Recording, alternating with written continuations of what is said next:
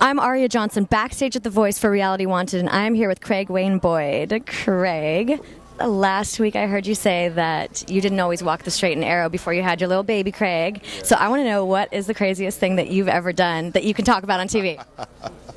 Oh my goodness. Yeah, most of it I can't talk about on TV, but I don't know. Just when I get with my buddies, you never know what's going to happen, to be honest with you. You guys party? I do remember one time we were floating down the river and my guitar became a paddle. And I did that, but it was a cheap guitar, so it was fine. Well, that sounds like it is worth telling the story. But it was fun. Where's your son right now? My son right now is back in Nashville. I'm going to get to see him next week.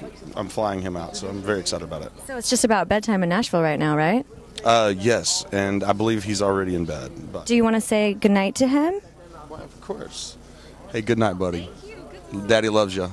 Oh, that's so cute. So you've played in some of the diviest dives and some of the biggest stages. What's the diviest dive you've ever played in? And you don't have to name names, just...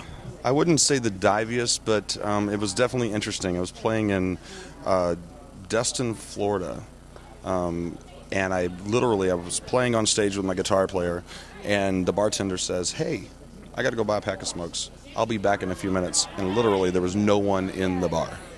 So did you pour? No, well, yeah, I should have, right? But I played anyways. I played like there was 20,000 people in the room. Yeah, I heard that feeling. So tell me about the biggest show. Some of the biggest, oh goodness. I would say probably, I played Fort Bragg for the troops, and there was about 15 or 20,000 people there. And did they go nuts? It was amazing. I actually got encored, and I was the opener. And Jamie Johnson was the headliner, and he said, "Well, son, I think you might ought to go back out there." And so we had to put the drum set back out, and we went out and played another 3 songs. It's crazy. You know, Blake said the only difference between you and him is that he got a lucky break. Do you think that this is your break, and why are you getting it now? Absolutely. I do feel like this is my break. And you always look back and wonder, why didn't it happen? But maybe I just wasn't ready. I feel like right now is my time. It's definitely your time. I think the fans feel the same way, right? It sure feels that way. So Blake said that your performance of Walk the Line was magic, and it was. And I thought I saw you wipe a little tear. Like, how emotional was that for you? It was an extremely emotional performance because, first of all, the song meant a lot to me, and I did sing that song to my son. And so when you dive into those emotions and you put that out on the stage, you can get a little teary-eyed every once in a while. Cowboys cry, too. Cowboys do cry. And how emotional are you about winning the competition? I really haven't looked at it as a competition. I just keep pushing forward and going out and trying to do my best performances and then let the cards fall like they may. Yeah, and America saved you first last week. What is that like for you? I know, that was amazing. We had I went number 6 on the iTunes downloads, which was amazing. And that's huge. It really is. And that's like career changing. It's especially being a country artist and competing with all of the pop music and all of that out there. It was very humbling. Well, people are still buying records in the country. It's one of the only industries where they're doing it. What do you think about that? It's actual CDs. I know, it's wild. And I feel very blessed to be in a genre that still does that. Do you collect CDs? Absolutely. What do you have in your CD player right now? The most recent I bought was Cadillac 3.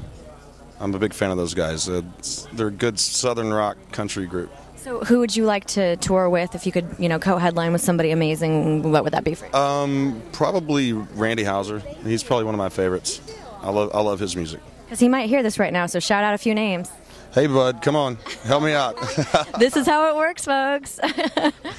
Yeah, he's been a really good friend of mine, and he's been a real dude to me. So how long have you actually been in L.A.? I have been on and off in L.A. since about March, back and forth. Wow. So it's been crazy flying back and forth. But you know what? We're in the home stretch now, and I will miss L.A., but I can't wait to get home. Yeah, and I mean, nothing's the same as sleeping in your own bed, right? Absolutely. Well, you know what? Thank you so much, Craig, for your interview. Could you please tell the fans how to reach you on the Twitter and all of your social media, and just give them a message of why they should vote for you again this week? Well, you can reach me on the Twitter at CWB Y'all and at CraigWayneBoyd.com, actually. That's probably the best way to do it, is go to CraigWayneBoyd.com, and from there you can find all the links to Instagram, Facebook, whatever else is it my book or something, I don't know. And tell them why they should vote for you again. if you love country music, if you love real, vote for me. Well, that is a hard sell, folks. Craig Wayne Boyd. Hey, thank you. Thank you.